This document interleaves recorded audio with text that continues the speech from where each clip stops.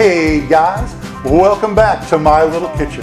Today I'm going to share a recipe with a taste as big as Texas. I call this stuff confetti cornbread, and it goes great with soup, with stews, and you guessed it, with chili. So stick around, don't go anywhere. When we come back, I'm going to show you how I do it next.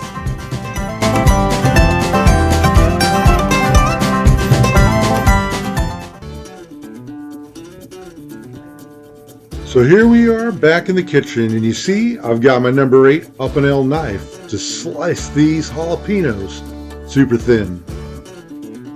A little different when you're in the kitchen than when you're in the woods, but when it comes to a knife, it matters none to me. So here you're going to take all the seeds and get them out because you're going to be chopping these up pretty fine. The other peppers we laid to the side, and we'll come back to those a little bit later.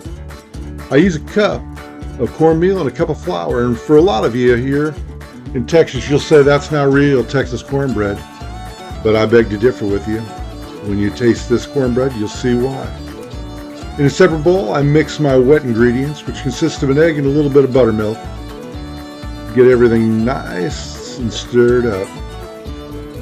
From here, we're going to want to go ahead and add a little bit of that buttermilk to our egg, cool it down so we don't scramble them. And I keep beating those together until they're nice and smooth. Now when you incorporate your wet and dry ingredients, you're going to want to go slow and be gentle, and be mindful not to overmix. Because if you overmix this recipe, you're going to have a cornbread cake instead of cornbread. And this is where I add a little bit of corn, some cheddar cheese, and of course, those jalapenos that we diced up fine. Don't forget any. Give a nice gentle mix. You're going to want this cornbread mix to come out on the heavy side of a pancake or waffle batter. There you go. A little more milk and do it slow. You can take an eye and keep an eye on it. You'll see what I'm talking about here. While I'm doing this, I've got a frying pan, a heavy cast iron frying pan in my oven, and it's going at 400 degrees preheating. And what we'll do is we'll pull it out here and put it on top of the stove over a nice low fire, because I'm going to add the ingredients of this cornbread into that pan. Now if you have a cousin that's a cardiologist like I do, you may want to forget this bacon grease. Unfortunately on this step I can't, as much as I love them. You can opt for a more healthy choice such as avocado, grapeseed, or sunflower oil. Go ahead and get that cornbread put in there. Pat it down, and this is where we're going to add our sliced jalapenos. Put them all around and slide this into your preheated 400 degree oven for about 20 minutes. Okay, well the cornbread is in the oven and baking. We've got about 20 minutes or so. So I figured, you know what, why not whip up a little bit of soft butter?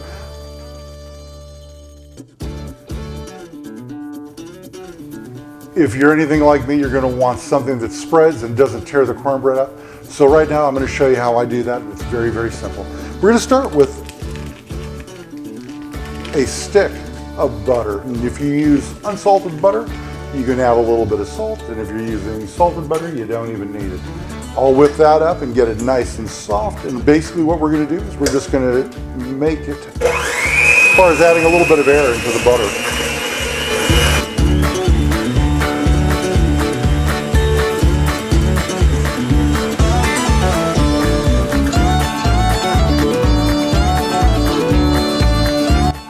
I gently go ahead and take it off the sides and add a little bit more milk in there and a pinch of salt. And you're going to want to just keep whipping it up until it comes out light and fluffy.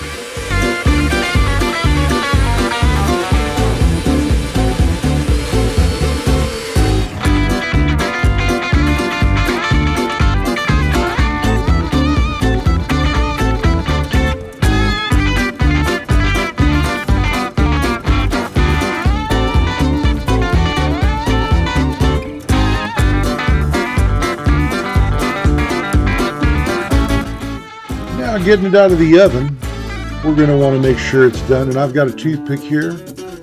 We're going to slide that in. Make sure it comes out dry. There you go. Perfect. Just like so.